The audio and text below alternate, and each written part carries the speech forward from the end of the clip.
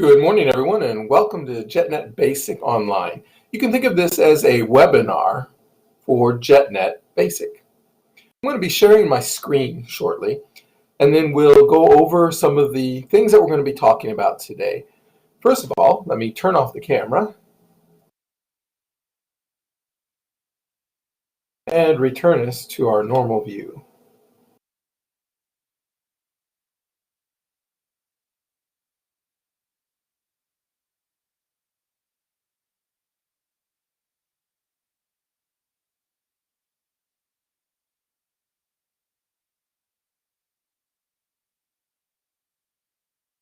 So you should now be seeing the JetNet shell on your screen. Let me populate this to a full screen model. There we go.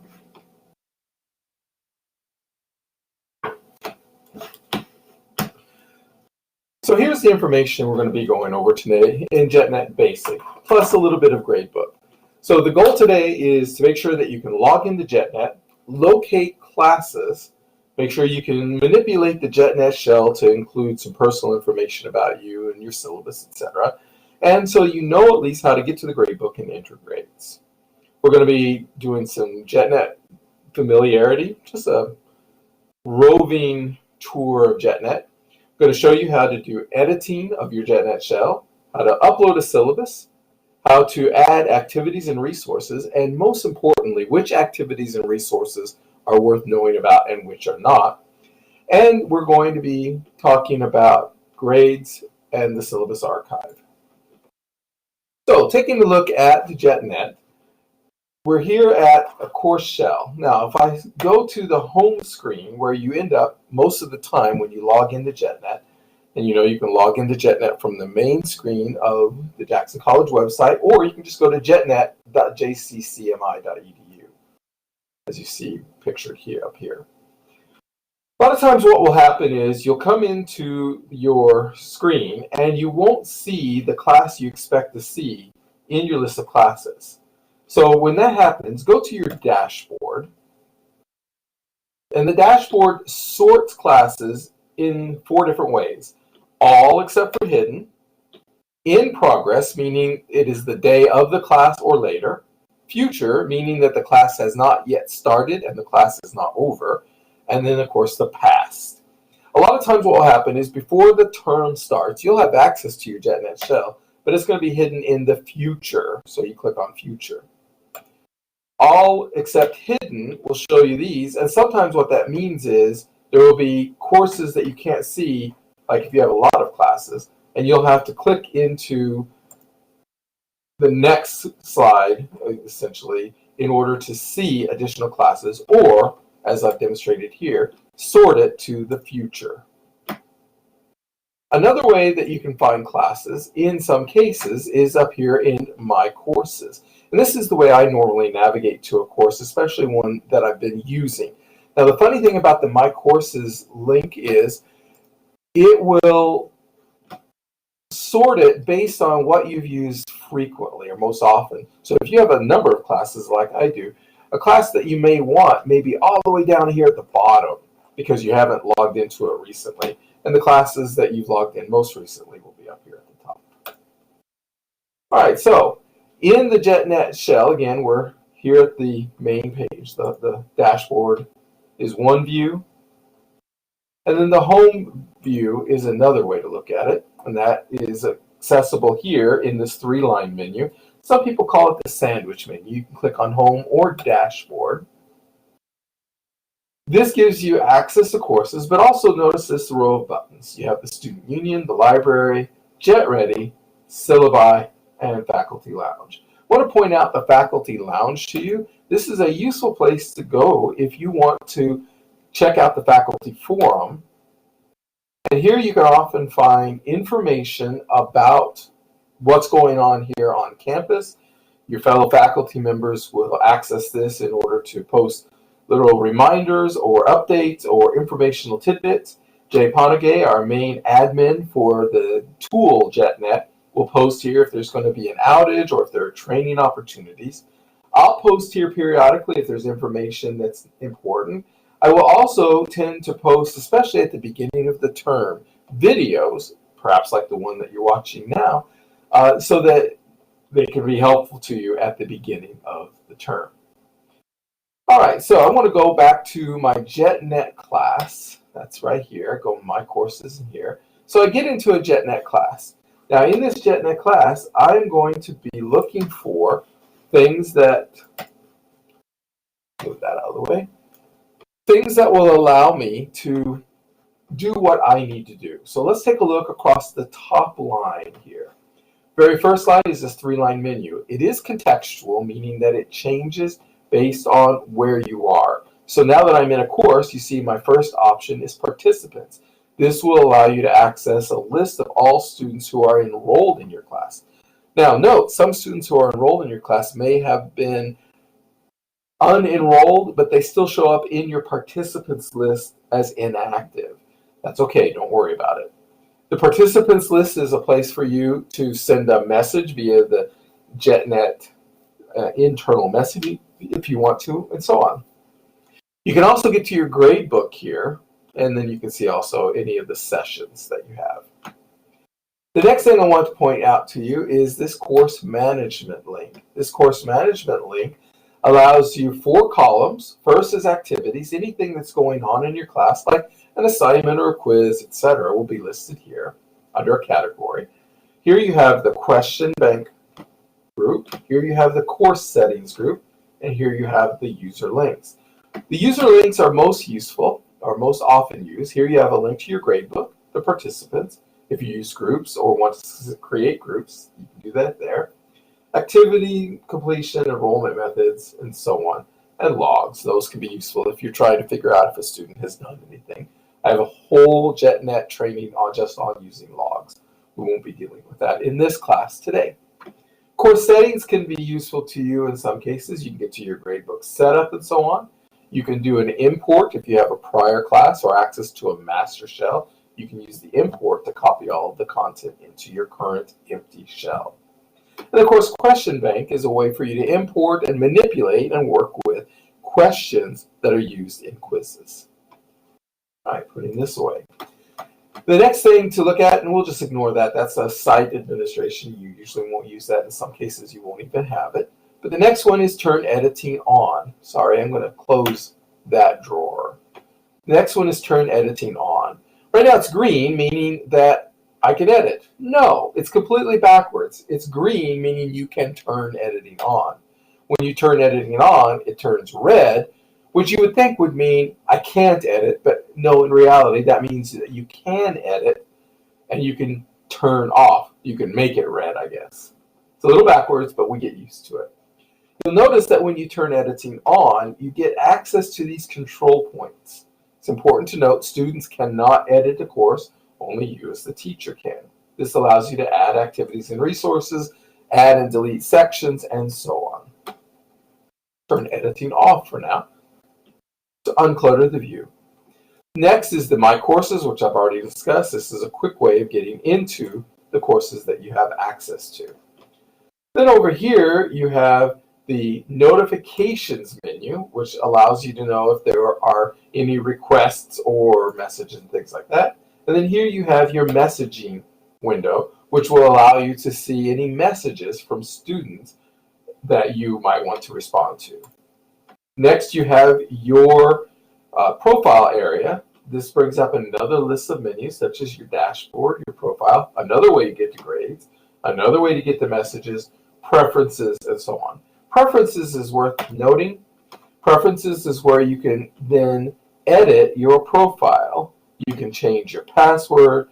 You can change preferences on messaging and forums and so on. Useful to know. The next one that's useful to know is the switch role. Again, right here, click on it, choose switch role.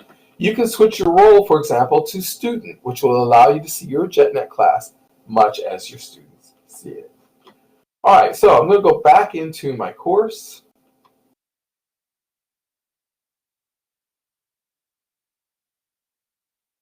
Which is right here. So that's this top line of menus. Next, I want to show you this breadcrumb menu. So right now we're in this course called JetNet Basic Example, March 9, 2020.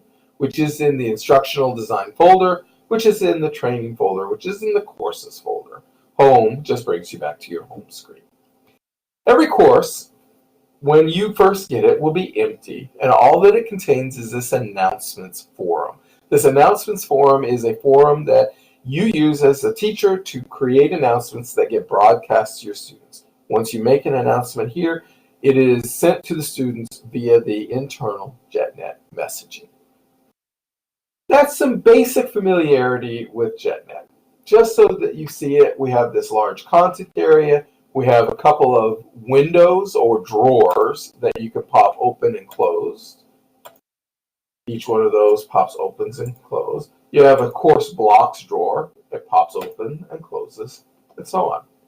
You have content area, you have some menus and navigation, and then over here you have blocks that are visible to you.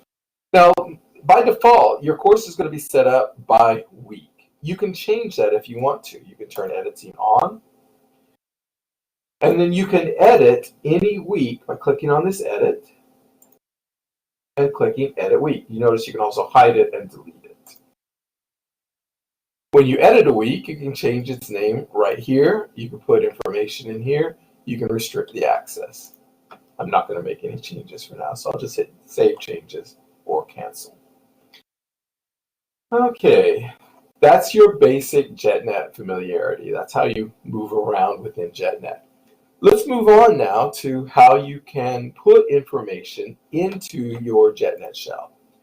So to put information into your JetNet shell, you can add activities and resources. So you turn editing on, make sure this is red, go to the cell, we call this a cell, where you want the activity or resource, and click on the add activity or resource. First of all, let me go through and tell you which activities and resources you should use and which ones you should never use or would be rarely used. Starting with advanced forum, never use the advanced forum. It's not advanced anymore. This is a holdover from back in the ancient days of Moodle, which is what JetNet is, when the regular forum didn't have a variety of features that people wanted. So they created this tool, an external tool called Advanced Forum, that got added into the Moodle. It's not really advanced. I don't recommend using it. Assignment. The assignment tool is one that's used very often. The assignment tool is one that allows you to create essentially a digital Dropbox if you want. You can create a template or a worked example to show students. You can have them download a template, fill it out, and then upload it to you for grading.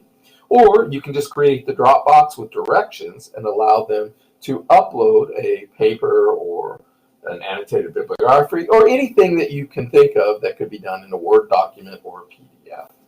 You can then create a custom rubric if you want to, or a grading sheet, or you can just grade it manually if you want to. Again, I have an entire JetNet training all about using the rubrics and the grading sheets, so I won't go into that in depth here. The attendance module would be great if it interfaced with our attendance tool called JetStream, but it doesn't. Most people have found that it is not worth the effort to keep grades here, since you also have to keep grades within JetStream. So most people don't use attendance. One note, attendance can be a little worrisome for people who worry about attendance or use attendance as a graded item. Once the course ends, this attendance goes away, or the attendance record can go away.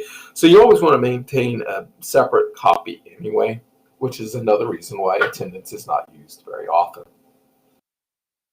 Big Blue Button is a newer tool. We've had it for a couple of years, and it's being used more and more all the time now. Big Blue Button is the tool we're using right now. It's like Zoom. It's a way of creating an online office hour or an online meeting, an online group project, and so on, and have the benefit of synchronous tools such as video, audio, whiteboard, and so on, right there in the JetNet environment. So Big Blue Button is one we use a lot. Cengage MindTap is useful if you use a Cengage book and use the Cengage external site for homework and other materials. This allows the creation of a linkage between the Cengage MindTap tool and JetNet, and it can even populate the gradebook if it's set up right. The chat is not used very frequently. neither is the choice. The database is never used because it is too hard to learn how to do in a short class. It just isn't worth the effort. An external tool, much like the Cengage MindTap, is a way of linking other kinds of textbooks that have a linkage with Moodle. So you can use that if you know about it, you know you need it or not. Feedback isn't used very much, although some people have used this for formative evaluations. If they're trying something new in a course and they want to get some anonymous feedback from students, this is a way to do that. The forum is used a lot. Unlike the advanced forum, I don't recommend the advanced forum, but I do recommend the regular forum. The regular forum is a discussion forum that has a number of tools, including some simple video inclusion tools, audio inclusion tools. You can upload documents there and so on. Forums are used for two main things. One, they're used for discussions, but forums are also used as a way to create an assignment that students must respond to, with the benefit of having them be able to see other students' responses and feedback, give feedback on them. The glossary tool, much like the database tool, is too difficult to learn how to use. It just doesn't seem to be useful. Group choice is one that isn't used very much at all. It's a way of creating a grouping in JetNet and allowing students to select which group they want to use. HP5 is a way to create interactive content. It is a very advanced feature. Most people have not explored with it. I only know of a couple of people that are using it. They like it, but it's got a very steep learning curve, so we're not using it to a great deal here. The lesson tool is a great tool. It allows you to create an in-JetNet presentation with embedded learning checks. The only problem that I see with Lesson is that it doesn't transfer well to other learning management systems. And you may be aware that we are considering switching from Moodle to another learning management system. So if you have lessons already, continue using them, but I would not spend a lot of time creating new lessons. Because if we do switch to a new learning management system, they don't import as lessons, they import just as web pages. So they create a whole series of web pages. It's not useful as a lesson anymore, and it won't have the embedded learning checks. So don't spend a lot of time creating new lessons, but certainly if you want to create simple lessons, that's fine. Or if you have lessons already, continue to use them. Questionnaire is useful to create surveys. Some people use them, some people don't. It's not too hard to use. So use it if you want. Explore it.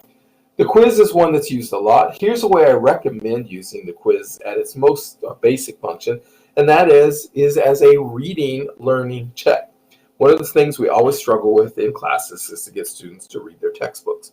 So by using a paired quiz with a chapter reading, you can reward students for reading and motivate them to read perhaps even multiple times. Here's the way you do it. You would download a quiz bank from your textbook publisher. More and more publishers are providing quizzes that are chapter-based quizzes. You download those, you import them into JetNet, you create a multiple choice true and false quiz out of those questions that the UF publisher provides for you. Here's the trick. Your test bank will have 40 or 50 questions.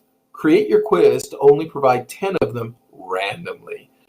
By choosing randomly, that means that you can allow the students to take the quiz multiple times, confident that they won't see all the same quiz each time.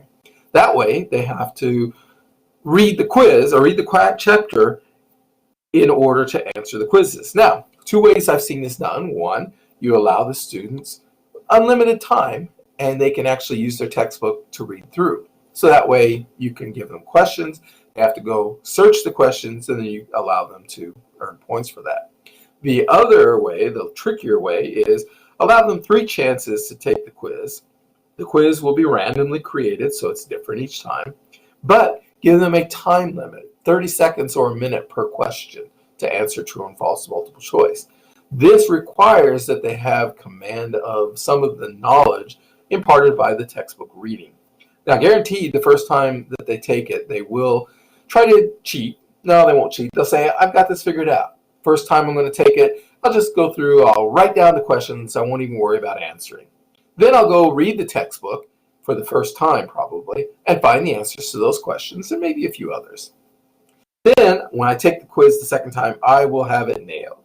Of course, the second time they take it, they'll get different questions, and they'll try their best, but they will not do so well. So then you're probably going to have them doing a better job of outlining the chapter so that that third time they take the quiz, they can get a better score. That's just one way. Of course, you can use the quiz to create an exam, especially coupled with Respondus or the lockdown browser, which there are whole trainings on those also. In fact, there's a whole training on the quizzes. But quizzes are definitely useful. I really recommend that you use them. Re-engagement is a new tool. Not sure about it, so I'm not recommending it yet. Revel is another textbook publisher's interaction with Moodle. So if you use a Revel text, you might find that you use that. Nobody uses SCORM package. Survey, kind of like the questionnaire and the feedback and so on. It uses the same kinds of ideas.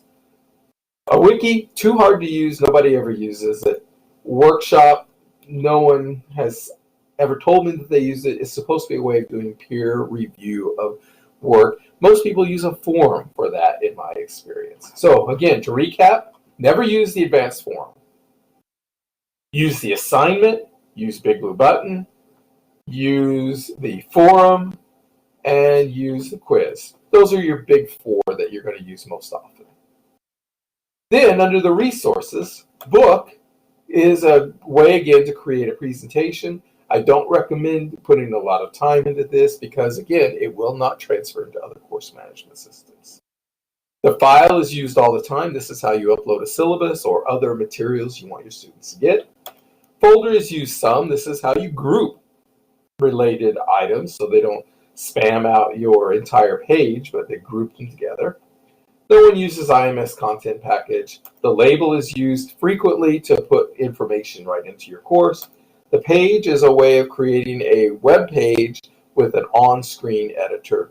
It's used. And then the URL is used a lot. How else could you put in a YouTube video? So those are the basic tools of JetNet, the activities and resources that you'll be using. All right, so now let's go through how we would add a syllabus to a course. So for this, I need to locate on my computer a syllabus file so I can demonstrate this for you.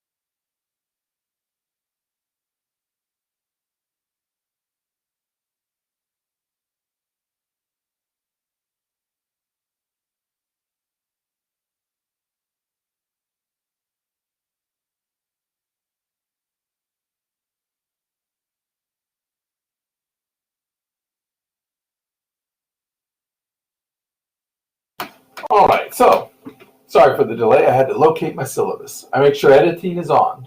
I click Add Activity or Resource. I scroll down to File, all the way down to File. Click on Add. And now I have a couple of choices. First of all, I have to name it. So I choose the word syllabus. If I want to, I can drag and drop it right here. Or I can click here to open up this browse function. So I'm going to look on my desktop. There's my syllabus. I click open, and now I click upload this file. I've given it a name. It appears here. I save and return to course.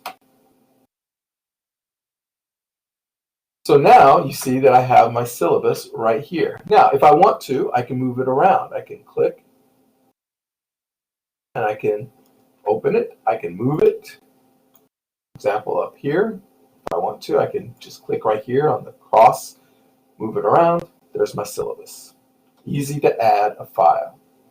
The next thing that I want to do is I want to be able to add my course contact information. So again, making sure my editing is on. Add activity or resource.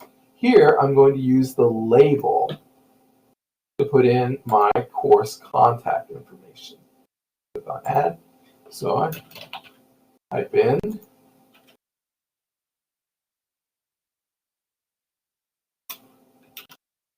EW246.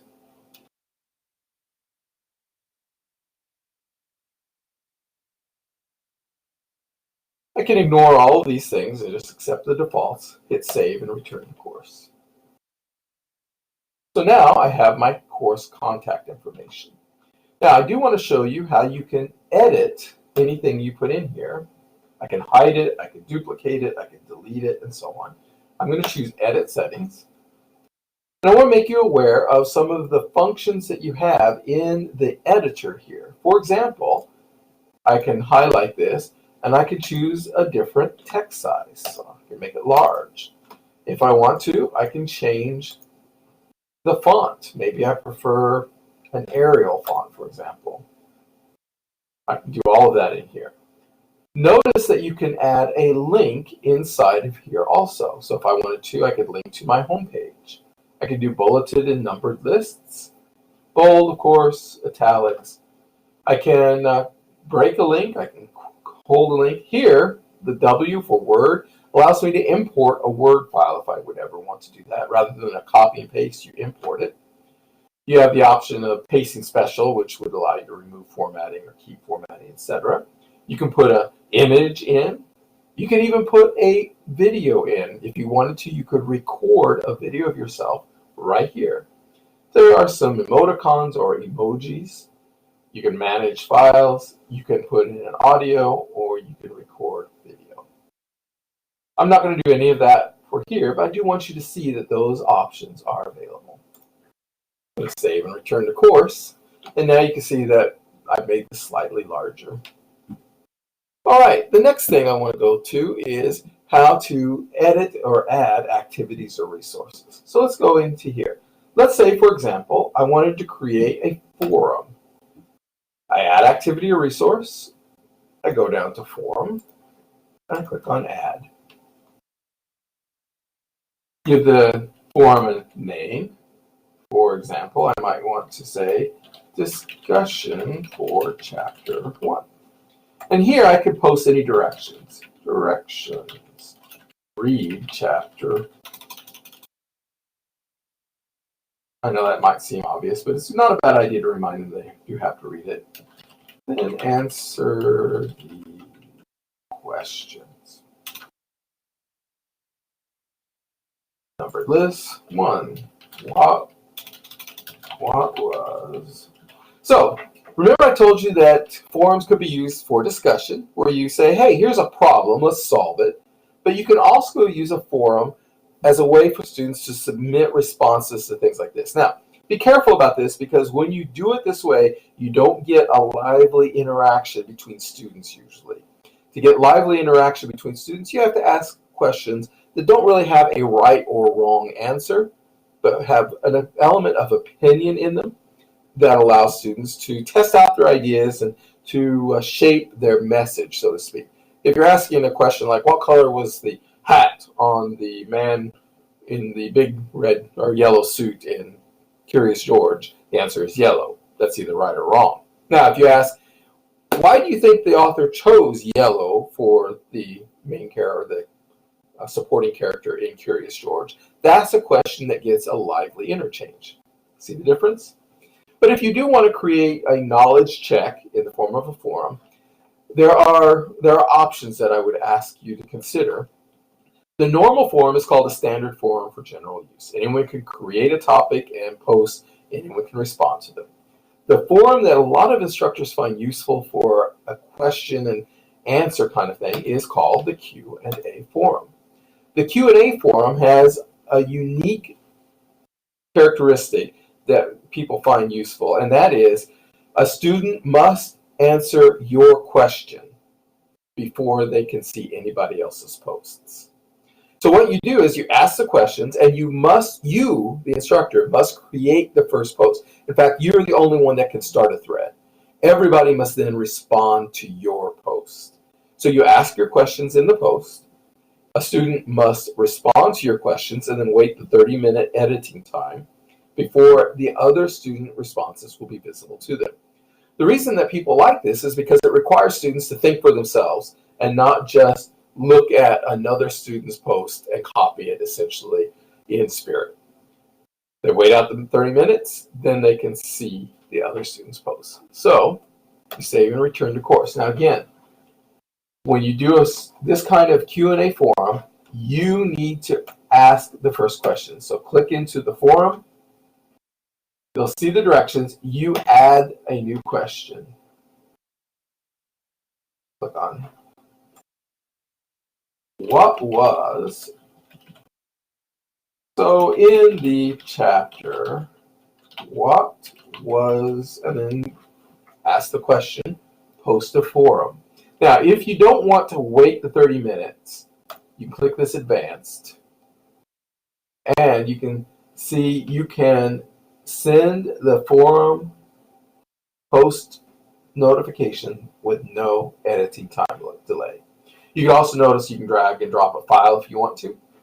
Here, discussion description, if you leave that checked, anytime someone responds to it, you'll get a message in JetNet, or if you select to via email.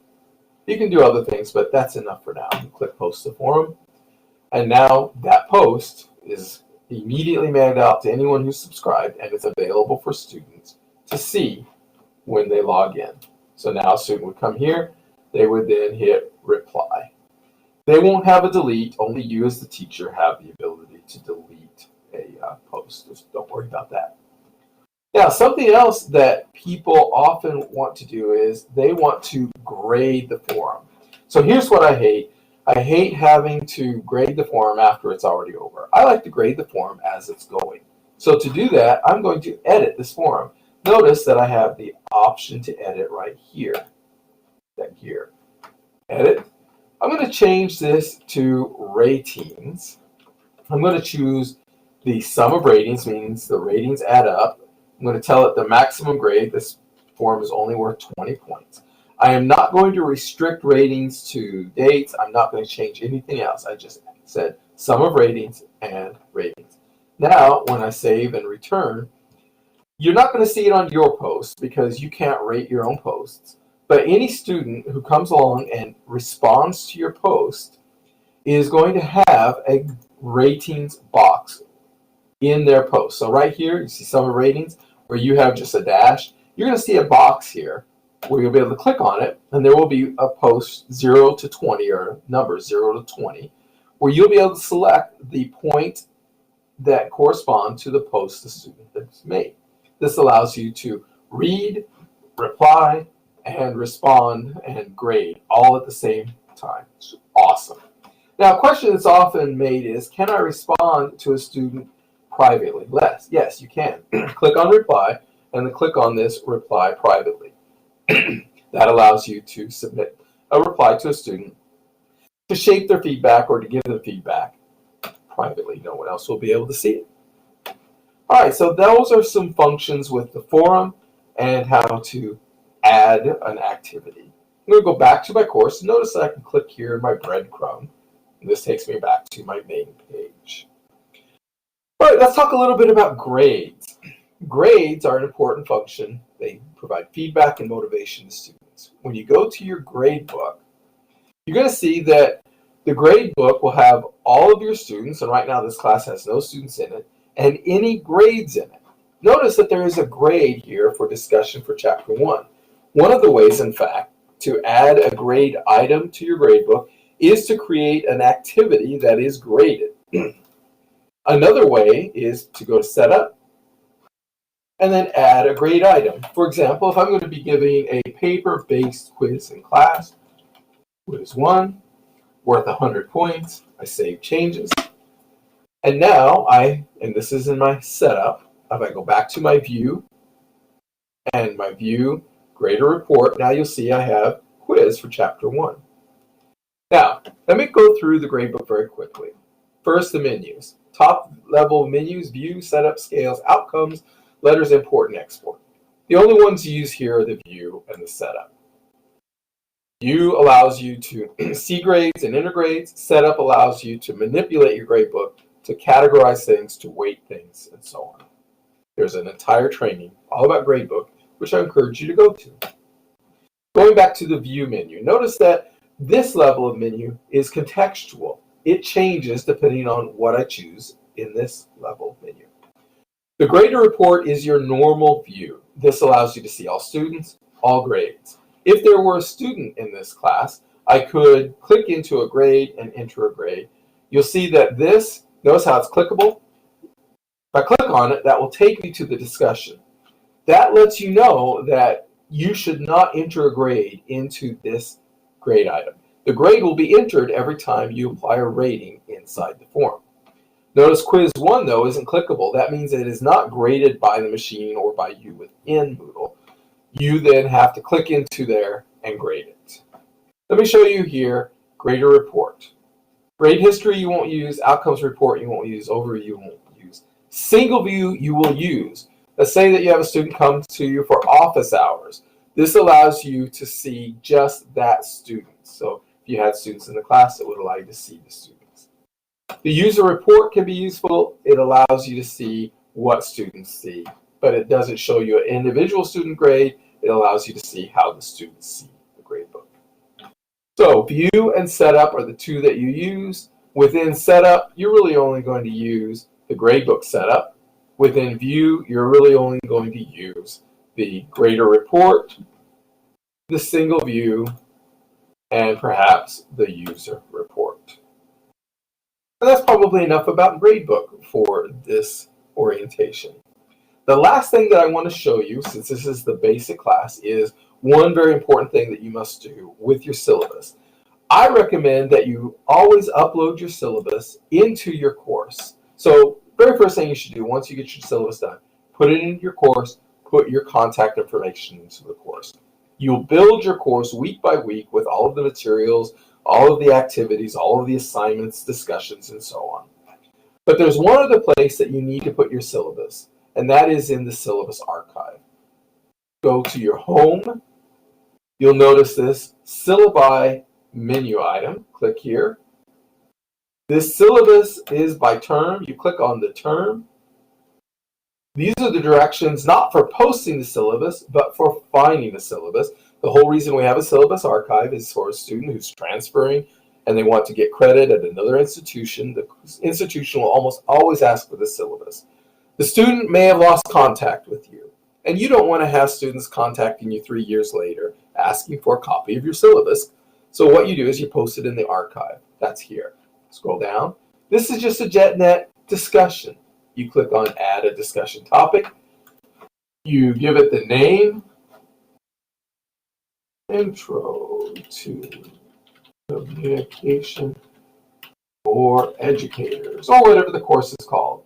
I also like to put this in as like, this would be EDU 331, Section 01. Because a student may remember EDU 331, but they might not remember that it was Introduction to Communication. They may not remember your name even, but they might remember EDU 331. So now you always have to put in textbook 0.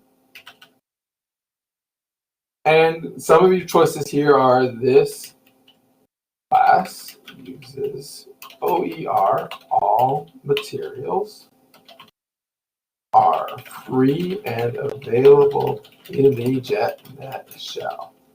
That's one choice that you have here. Another choice that you might have would be this class uses a text that is available in print and or a digital form available in the bookstore. That's another option some people have. Or your textbook 0 may be this class uses a text and publisher web content all available within the course. So whatever your textbook 0 response is, put that here. The other thing is OER. This course uses OER, Open Educational Resources. This allows us to easily find which courses use OER exclusively, and that helps us because we have to do a report every term about which courses are not costing students any additional money for textbooks. Then you post to the forum. I'm not going to post this because this isn't a real class. All right, so going back to my home. Quick review. What we've done today is we have gone through basic familiarity with JetNet. I've shown you how to navigate JetNet, how to find your course, how to move around within the course, and some of the important menus and choices. I've shown you how to edit your course to add information to your course, such as your contact information, syllabus, and a variety of activities and resources. Talked about how to edit your course by uploading your syllabus, shown you how to edit activities and resources, and most importantly, I've given you some hints about which activities and resources are actually useful and which ones you don't even need to worry about. Shown you a basic introduction to the gradebook, and I've shown you how to do your syllabus archiving. To complete this course, now you need to, within your own JetNet course or in a shell that I provide, if you need one, let me know. Show me a JetNet course with your name and contact information in it. Show one with your syllabus uploaded. Show a course with some activities and resources. Show your gradebook where you've entered a grade, and then show your syllabus in the syllabus archive. If you have any questions about this, I'll stick around on Big Blue Button for a while so we can interact, or you can always contact me in my office. Email is the best choice. Newberr, N-E-W-B-E-R-R, Brian, W, at jccmi.edu. Thanks for joining me for this online look at JetNet. With that, I'm going to be turning off the recording. The recording should be available within an hour or so for you to consume. If you're doing this later at a later date, you've already found it.